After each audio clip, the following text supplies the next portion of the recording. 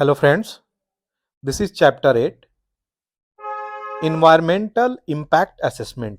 We will cover this chapter in detail. Actually, chapter 8 this book contains Shankar IS book. तो यहाँ पे Shankar IAS book का chapter 8 में जो कवर करने जा रहा हूँ वो आपको उसकी डिटेलिंग यहाँ पे रखूंगा।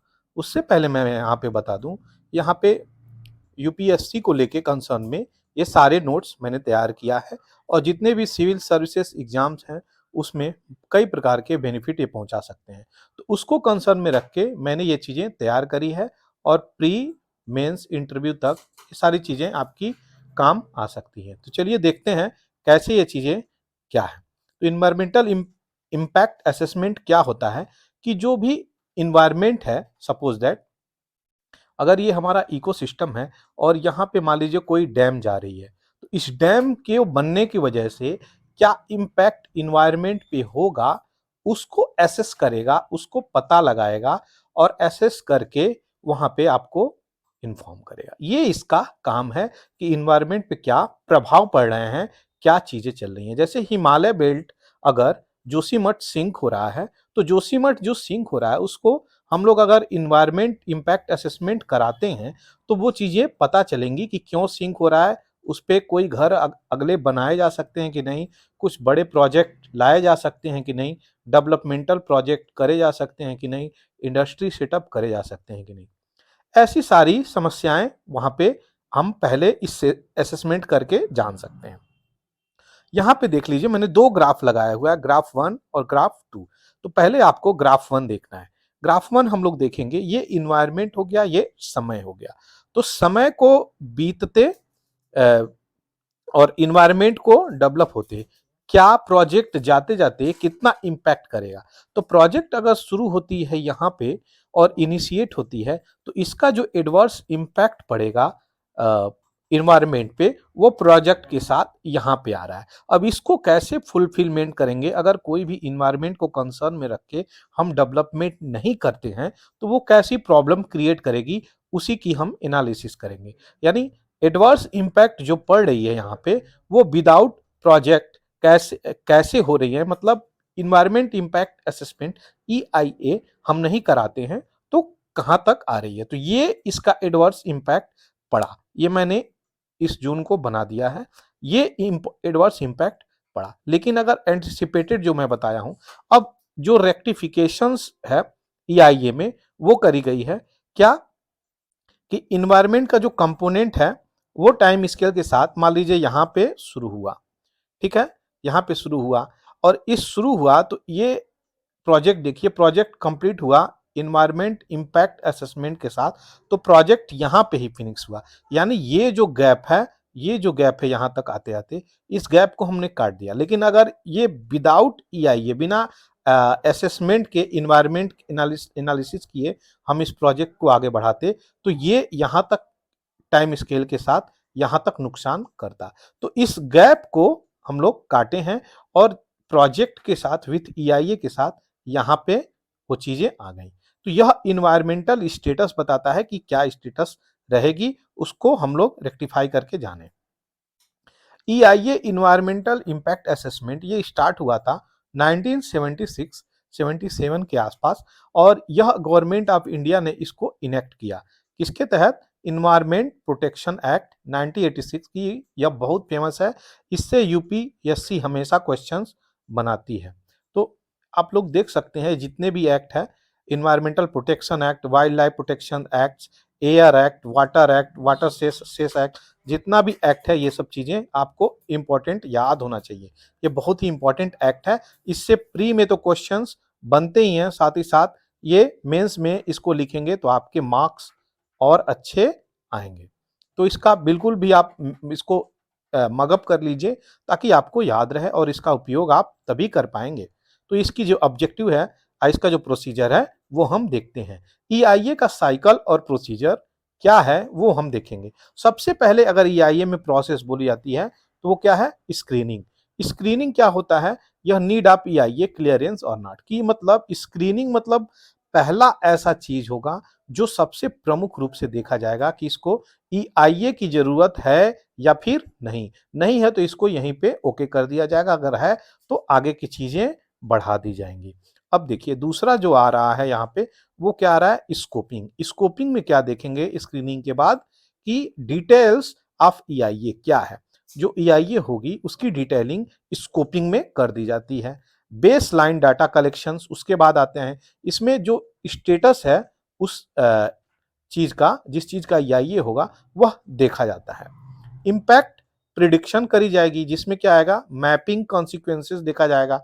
Air, noise, water, land, biological, socio economical, ये सारी चीजें देखी जाएंगी कि कित हद तक कहाँ पे इम्पैक्ट कराएगा। जैसे कि एयर में कितना वातावरण में प्रॉब्लम क्रिएट कर रहा है और इन्वायरमेंट को हैजार्ड बना रहा है, पोल्यूशन मचा रहा है। नॉइज को कैसे कर रहा है, वाटर को कैसे कर रहा है, लैंड, बायोलॉजिकल, सोशियो और इकोनॉमिकल प्रॉब्लम कैसे क्रिएट कर रहा है। तो इस चीज की इंपॉर्टेंस यहाँ पे इम्पैक्ट प्रिडिक्शंस में देखी जाएगी। अब सबसे पहले आपको ये याद रखना है कि स्क्रीनिंग और स्कोपिंग दो चीजें आपको याद रखना है, क्योंकि ये याद रहेगी तो एटलीस्ट अगर ऑप्शंस में भी आते हैं तो आप नेग्लेक्ट एलिमिनेट करके आप जान जाएंगे। ये assessment, assessment of alternative, delineation of mitigation measures and environmental impact statement. तो ये चीजें इम्पैक्ट प्रिडिक्शन के बाद असेसमेंट आती हैं दूसरी प्रकार से कि कैसे इसको सही किया जा सकता है, क्या इसमें प्रॉब्लम है, उसका क्या समाधान है, उस मेजर्स को यहाँ पे देखते हैं। पब्लिक हियरिंग भी के लिए भी इसको छोड़ा जाता है, क्योंकि यह एक डेमोक्रेटिक कंट्री है और डेमोक्रेसी में हर एक नागरिक का अधिकार होता है। इसकी वजह से पब्लिक हियरिंग के लिए भी इन यहाँ पे रखी जाती है। तो इन्फॉर्म करते हैं लोकल रेसिडेंट्स को और ईवीएस एसोसिएशन को। अब ईवीएस एसोसिएशंस को इन्फॉर्म करेंगे तो जितने भी इन्वायरमेंटलिस्ट हैं, एनजीओज हैं, क्लाइमेट स्कॉलर्स हैं, सारे लोग आते हैं और इस पे असेसमेंट करते हैं, जिसके कारण से भारत में प्रोजेक्ट रुकती है और सही तरीके से आगे बढ़ती है उनकी डिबेट और डिस्कशन के बाद। तो ये ऐसे डेमोक्रेटिक वे में हमारी कंट्री डेवलप करती है। हमारी कंट्री चाइना नहीं है, वहां पे आज आपको लैंड है, कल आपको अलॉट हो गई, लेकिन भारत में ऐसा बिल्कुल भी नहीं है। भारत में क्या है, सारी असेसमेंट होती है, पुनः फिर जाके आपको लैंड ओके कराई जाती है। तो ये प्रॉब्लम है, इसीलिए भारत का जो डेवलपमेंट हो रहा है थोड़ा चाइना की अपेक्षा धीरे है। लेकिन आज का जो ग्रोथ है, आज हम लोग उसके जीडीपी ग्रोथ से कई गुना आगे चल रहे हैं। इन्वायरमेंट मैनेजमेंट प्लान क्या है? इन्वायरमेंट मैनेजमेंट प्लान ये है कि जो भी आप वहां पे प्रोजेक्ट लाए हैं उसको आप कैसे मैनेज करेंगे, कैसे वहां पे सस्टेनेबल तरीके से रिसोर्स को रखेंगे, यह मैनेज करके आगे बढ़ने का प्लान है। फिर आती है डिसीजन मेकिंग कि क्या डिसीजन निकला, क्या पॉइंट आउट निकला, क्या समाधान निकला, रिजोल्यूशंस क्या हुए, ऐसी चीजें निकल के आती हैं। लास्ट आती है मॉनिटर किया जाता है क्लियरेंस कंडीशंस कि ये कैसे कैसे अपने प्रोजेक्ट को शुरू करते हैं और कैसे कैसे लेके प्रोजेक्ट को फाइनल टच देते हैं। तो इसमें मॉनिटरिंग करने का भी प्रावधान है। तो ये याद रखिएगा, मॉनिटरिंग आ रही है लास्ट में और स्क्रीनिंग और स्कोपिंग पहले आ रही है। यह इंपॉर्टेंट चीज है, इससे 2 बार 3 बार तो क्वेश्चंस प्री में आए हैं और आपको ये चीजें याद होनी चाहिए। 2006 में इसमें अमेंडमेंट आती है 2 कैटेगरी में, ए और B. A required mandatory EIA while B do not. यानी 2006 में जो अमेंडमेंट आ जाती है वो ए और बी आती है। ए में मैंडेटरी होती है कि ईआईए आपको करनी ही है और बी में बिल्कुल भी मैंडेटरी आपको नहीं रखी जा रही है। ईआईए के कुछ ड्रॉबैक्स हैं, वो हम देखेंगे कि what are the EIA drawbacks. Environmental impact assessment की कमियां क्या है वो हम देखेंगे। एप्लीकेबिलिटी ऑफ लैकनेस, यानी इसमें जो कमियां हैं वह यह है कि व्यक्ति इसका उपयोग कराना नहीं चाहता। वो क्यों नहीं कराना चाहता, उसके कारण प्रमुख है। पहला तो बहुत ज़्यादा डिले होता है प्रोजेक्ट में। दूसरा, जो एडमिनिस्ट्रेटिव इश्यूज क्रिएट आ जाते हैं। तीसरा, ईज ऑफ बिजनेस भारत में उतने अच्छे से नहीं था। और चौथा जो निकल के आती है वह अप्लीकेबिलिटी के लिए कि यहाँ पे जो भी इश्यू क्रिएट हो रहे हैं वह सोसाइटल, इकोनॉमिकल, पॉलिटिकल हर प्रकार से भारत में कॉन्फ्लिक्ट क्रिएट कर देते हैं। ऐसी चीजें निकल के आती हैं। Lackness in expert committee member, expert committee की भी मेंबर में लाइकनेस रहती है, इसलिए प्रॉब्लम्स क्रिएट हो जाती हैं और सही ढंग से रिजॉल्व नहीं होती है। एक्सक्लूजन फ्रॉम पब्लिक हियरिंग के लिए भी कभी कभी नहीं रखी जाती, ये भी एक इम्पॉर्टेंट प्रॉब्लम है। Likeness in quality of EIA report, EIA के रिपोर्ट में कई प्रकार की कमियां भी देखी गई हैं। नो प्रॉपर मॉनिटरिंग कंप्लायंस, कोई भी ऐसी नियम रूल्स रेगुलेशंस नहीं है कि प्रॉपर इसको मॉनिटर करा जाए, ये प्रॉब्लम क्रिएट कर देती हैं। तो हमारे EIA के क्या ड्रॉबैक्स हैं वो आपको मैंने यहाँ पे बता दिया।